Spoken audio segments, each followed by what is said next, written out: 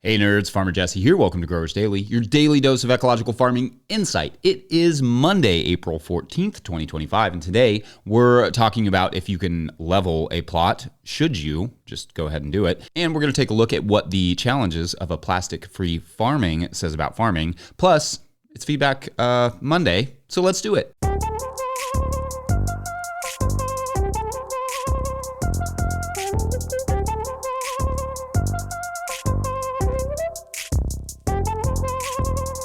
All right, well, welcome to Monday, friends. Obviously, I missed Friday because, well, I went down with dehydration. Basically, and I've mentioned this before, but since I was young, I've had issues with managing my own hydration, and for the most part, I've gotten pretty good at avoiding dehydration spells, but I must have just completely overdone it last week because I was wrecked on Friday.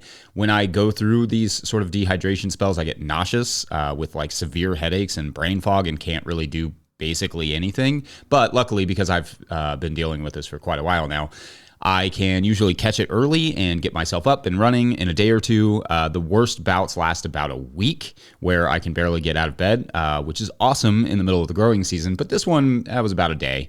So anyway, I rested up, got my fluids and electrolytes rocking, eating some leafy greens and drinking some watermelon juice from last year. Shouts to that. And now we're good to go. Hopefully that will be the only bout this year, but I usually go through it a few times a season, so I can't make any guarantees. Just know that I won't really push it if I feel it coming on because of dehydration is a serious and dangerous thing. So, you'll just have to forgive me if sometimes I just peace out for a day or two to get my hydration back in form. Anyway, it's not Friday, but I still wanted to explore what you all were saying about last week's topic since I didn't get to do that on Friday, and I had all those notes nicely prepared, so I don't want to waste them.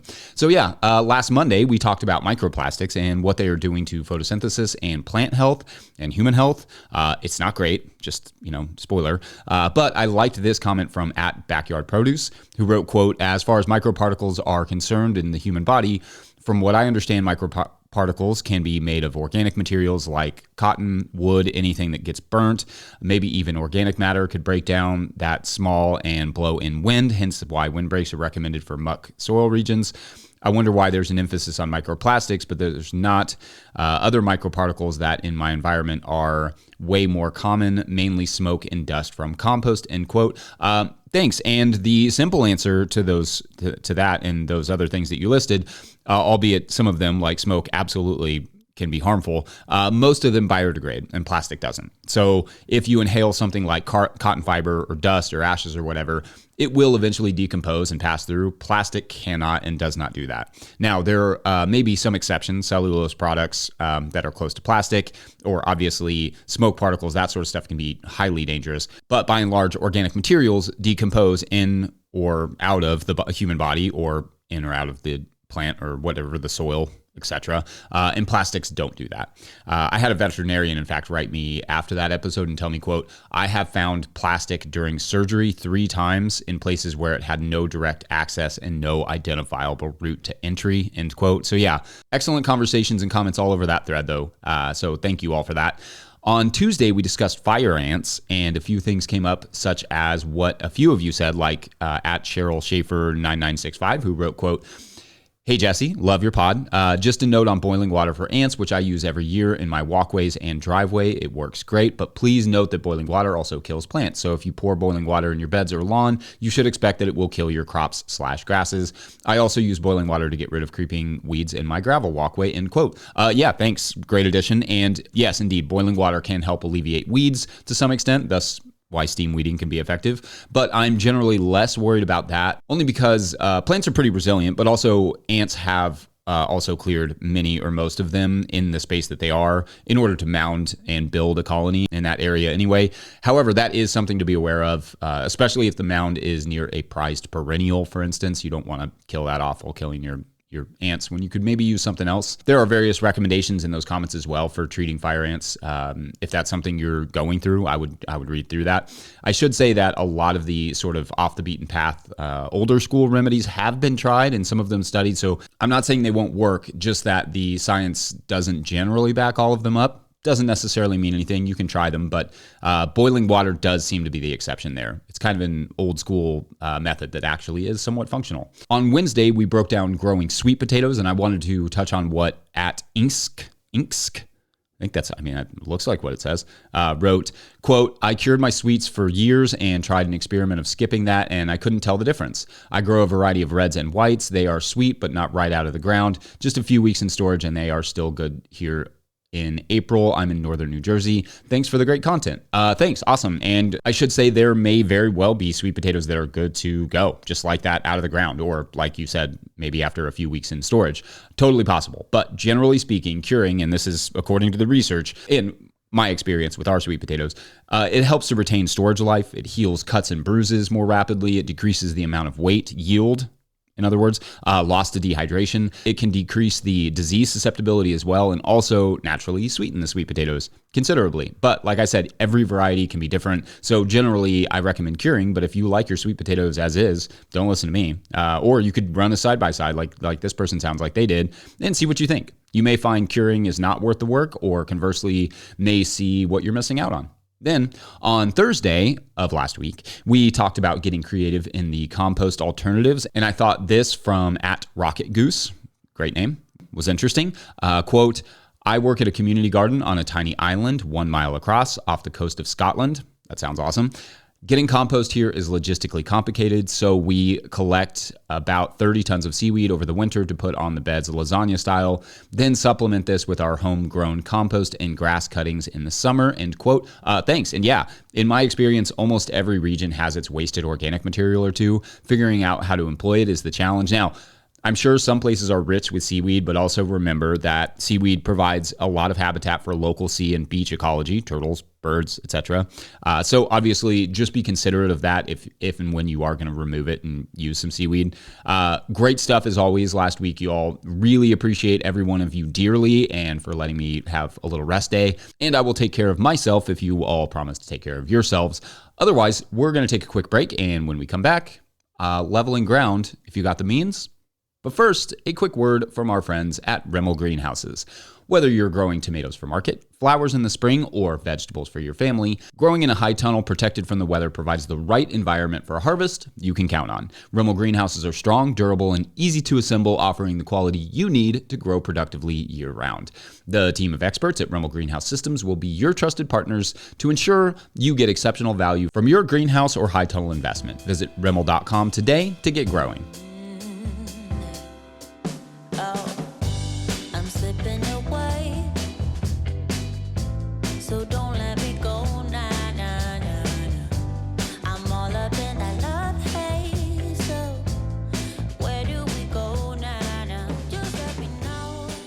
If you, the listener, are enjoying this content, getting even a small amount of value from it, consider supporting our work over at patreon.com/no-till-growers. I will try to get to questions from everywhere that questions come in, but I'll always get to your Patreon questions. Now, today's Patreon question comes from Patreon member Kaylee Swisher, who asks, quote, Hey, Farmer Jesse, much like y'all, our farm has pretty much zero level ground. We're finally getting our first tractor delivered tomorrow, and it has a backhoe attachment, exclamation point. I would put an exclamation point there too. That's great. Honestly, I never thought we'd own such a big piece of equipment, but the stars really aligned, and we got it from a neighbor at a crazy good deal. So that brings up the question I never thought we'd have to consider, which is, should we consider grading our ground to make it more level for our permanent beds? The incline isn't crazy for the most part, but it's far from flat. I do worry about the process of grading hurting the soil ecology with all the digging required. Do you think the trade-off of a flat growing area is worth the soil disturbance? End quote. Thanks, Kaylee, and great question here. Basically, what you're asking is, if you had the time and equipment, would it be worth leveling the ground before installing the garden? Now, I'm not going to bury the lead here. If you're talking permanent beds with like borders, you probably don't need to level because the permanent bed kind of levels it. You level the permanent bed when you put it in. But if you're talking permanent beds like we have, like just in-ground permanent beds, yes, it probably would be a good idea to level them. But let's back up and talk a bit about why I arrived at that conclusion. So since I started farming, I've basically only ever farmed on uneven ground in a wet climate. So that is all I really have personal experience with. And I can say honestly, having tried basically everything up to and including leveling the ground before installing the garden, leveling the ground is going to be the right call 9 out of 10 times, maybe even 99 out of 100. And even on that 100th time, it's really just a problem because it wasn't done properly. Here are some things that need to be considered though. Running a tractor all over a piece of ground is going to compact it tremendously. You mentioned the soil life and soil ecology, and that is going to be harmed here, like the soil life. But what's really going to get the brunt of the damage is the soil structure. Yeah, the potential for ecology, as it were, the long-term habitat for the soil life. And what that ultimately means is that after leveling that space, it may take a year or 6 months or so to really get it functioning at a decent level, as the soil life not only has to return, but rebuild. For me, in your position, I would probably level it and immediately cover crop that ground for 6 months or more, and then plant into it in the fall with cover crops and or garlic, with the intention of going full on garden the next spring. Alternatively, you could just cover it with a straight mulch and plant into it in a couple months, though the compaction that's been created needs some roots to really break it up. So it doesn't hurt to get those roots in as soon as you can. If you're in particularly wet climate, going ahead and getting it mulched is definitely not the worst idea anyway, so you do not lose the soil to erosion from rain, like the wild rains that we've had recently. A fast cover crop like buckwheat to lock it down, and then some sorghum Sudan grass to break up the compaction would be, the nice alternative to a mulch there. Basically, sow the buckwheat and then sow the sorghum Sudan grass like a week later, then mow the buckwheat in about, 10 or 15 days and let the sorghum sort of take over the ground, or something to that effect. Or you could just use the sorghum. Doesn't really matter. Fast-growing arugula or radishes could help too. Whatever you can do here to keep the soil where you put it is ideal. I would still plan to broad fork for a little while afterward just to get the compaction addressed. Yes, that is a lot of disturbance in the beginning, but so is losing the crops to erosion on a hillside. And also, you just have to think of these things long term. Like, this isn't something you're going to have to do every year. You just do it once, and if you do it right, then you never have to do it again. It's like one big disturbance, maybe some small ones later with the broad fork, but then to never have to disturb it again after that. It's just getting it set up for the long term. Also, just look at indigenous agriculture and traditional agriculture all over the world. Terraces are a mainstay for a reason. They create an ease of production. They hold water better. They hold soil in place better. For raised beds and containers or with borders, like I said, I'm not as worried about it because those beds should be leveled into the ground and themselves become the terrace. But for the most in-ground gardens in most areas, I don't think you'll regret it if it's done properly. So anyway, in short, level it if you can. It may be a tough growing season at first, but in the long run, you won't regret it. I hope that was helpful. Thanks for the great questions. Up next, alternatives to plastic in the market garden. Let's talk about it. Be right back. Today's episode is also brought to you by Farmhand. I started a CSA to grow food and build community, not to drown in admin work. Spreadsheets, emails, and pack lists take up too much time. If I could spend less time at my desk and more in the field, that'd be a win. Enter Farmhand. Farmhand automates billing, newsletters, websites, and member support, saving CSA farmers 20 plus hours a week. Focus on farming, not paperwork. See how Farmhand can help. Book a one-on-one demo with founder Ari at farmhand.partners/no-till. That's farmhand.partners/no-till. All right, back to the show. So last week, with all the talk around plastics and microplastics, the question of what farmers can do to decrease our own plastic use came up a lot. For instance, what Ailing Doyle Wade 3111 wrote on YouTube, quote, "Jesse, do you know of any small scale / regenerative or no-till farmers who are trying to farm with low plastic or no plastic? I've been farming for several years at various small-scale mixed vegetable farms, and the plastic use has increasingly weighed on me, from irrigation to silage tarps to weed barrier fabrics, row cover, greenhouse plastics, the list goes on. I've been increasingly wondering what alternatives there are for some of these materials," end quote. Awesome question. Now, these are important and great questions in general that we all kind of need to have in our mind and not just kind of let go because, plastic makes so many things so much easier. There has been, and increasingly we're being able to measure the cost of these, and there will always be a cost of using these plastics. And the answer is yes, there are some alternatives. And also there are some things that we can do in terms of general production that may reduce our reliance on plastics, but they are not without their challenges, not just in farming, but also in philosophy. For instance, where do small farms use most of their plastics? Generally speaking, it's in a few main areas: season extension, weed control, irrigation, and packaging. What all of those have in common is where the philosophical challenges come into play. In order to stay economically relevant / viable, we are required to grow food out of season, hence season extension, in weed-free soils to reduce labor demands, hello, plastic mulches and tarps, in climates those Products do not easily grow because of lack of water. Enter the irrigation, preserved for as long as possible after harvest, which requires packaging. So essentially, in order to make a reasonable living at this business, we often have to push the seasons and productivity and longevity of crops in a way that requires some sort of intervention. And the best, or at least most affordable tool for those interventions is currently, and probably will remain for a while, at least for many years to come, plastic.